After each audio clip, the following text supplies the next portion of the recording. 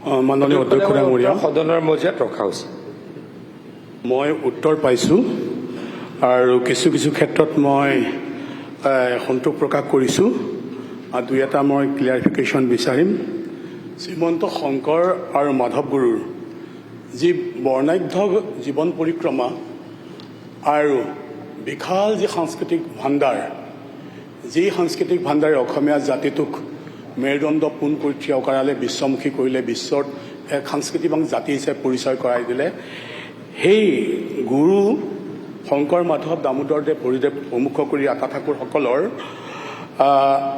তেওঁলোকে কৰ্মৰাজিৰ প্ৰতি, সৃষ্টিৰাজিৰ প্ৰতি উৎসাহিত কৰাৰ উদ্দেশ্যে অসম চৰকাৰে বিশেষ জলপানী ব্যৱস্থাটোৰ কথা মই কৈছিলোঁ। মাননীয় অধ্যক্ষ ডাঙৰীয়া, অসম চৰকাৰে কিবা জলপানী ব্যৱস্থা কৰিছে নেকি, অথবা আন্তঃৰাষ্ট্ৰীয় পৰ্যায়ত বিশেষ ধৰণৰ জলপানীৰ ব্যৱস্থা কৰিছে নেকি, এইটো মোৰ মূল প্ৰশ্নৰ উত্তৰ।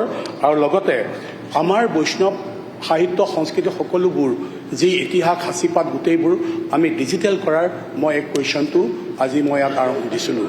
এইটোৱে আছিল মূল কথা। উত্তৰটো আহিছে আমি শংকৰদেৱৰ মাধৱদেৱৰ ওপৰত কি কৰিছোঁ, কিন্তু ইয়াৰ পলিচিৰ ওপৰত বিশেষকৈ স্কলাৰশ্বিপৰ ওপৰত বা ফেলোশ্বিপৰ ওপৰত অহা নাই, সেই কথাটো মই কৈছোঁ। Minister, parliamentary minister. সন্মানীয় অধ্যক্ষ ডাঙৰীয়া, মহাপুৰুষ শংকৰদেৱৰ জীৱন গাথা, মহাপুৰুষ শংকৰদেৱৰ সৃষ্টি, মহাপুৰুষজনাই কৰি যোৱা কামৰ প্ৰতি অসমীয়া সমাজ সদায় কৃতজ্ঞ। সন্মানীয় অধ্যক্ষ ডাঙৰীয়া, অসমীয়া জাতিৰ অস্তিত্ব, অসমীয়া জাতিৰ সংস্কৃতি, বৰ্তমানৰ যি বিশ্ব দৰবাৰত অসমীয়া জাতিৰ স্বীকৃতি, এই কথাখিনিত হয়তো বৃহৎ প্ৰশ্নবোধক হ'ল হয়, প্ৰশ্নবোধক চিন আহিল হয়, যদি মহাপুৰুষজনাই অসমত জন্মগ্ৰহণ নকৰিলে হয়। অধ্যক্ষ ডাঙৰীয়া, মই তেখেতৰ উত্তৰত আমি যথেষ্টখিনি কথা খুব ডিটেইলছত দিছোঁ যে আমাৰ চৰকাৰে মহাপুৰুষজনাৰ সৃষ্টিক, মহাপুৰুষজনাৰ কৃষ্টি সংস্কৃতিক কেনেদৰে প্ৰসাৰিত কৰিবলৈ প্ৰয়াস কৰিছে।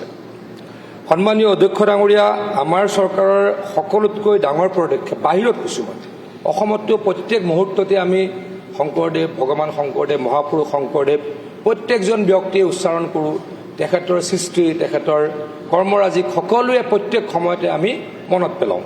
সত্ৰীয়া নৃত্যই হওক, বৰগীতেই হওক, নামেই হওক, ভাওনাই হওক, আমাৰ অসমীয়া প্ৰত্যেকজন ব্যক্তিৰ লগত অতি সম্পৃক্ত। অধ্যক্ষ ডাঙৰীয়া, বাহিৰত আমি কি পদক্ষেপ লৈছোঁ? অধ্যক্ষ ডাঙৰীয়া, প্ৰথম পদক্ষেপটো হৈছে দেশৰ 3খন আগশাৰীৰ বিশ্ববিদ্যালয়ত বিশ্বভাৰতী পশ্চিমবংগ, পঞ্জাৱ বিশ্ববিদ্যালয় চণ্ডীগড়, জৱাহৰলাল নেহৰু বিশ্ববিদ্যালয় নতুন দিল্লী, শ্ৰীমন্ত শংকৰদেৱ আসন স্থাপন কৰা হৈছে।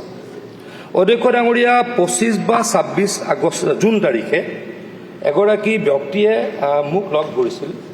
তেখেতৰ নাম আছিলে প্ৰফেচৰ জ্যোৎস্না ৰাৱত। অধ্যক্ষ ডাঙৰীয়া, তেখেতে মুখ্যমন্ত্ৰী ডাঙৰীয়াক লগ কৰিছিলে, মোকো কিবা এটা সংযোগত লগ কৰিলে। অধ্যক্ষ ডাঙৰীয়া, তেখেতে পঞ্জাৱ ইউনিভাৰ্চিটিত শংকৰদেৱ আসনখন তেখেতৰ দায়িত্বত আছিলে।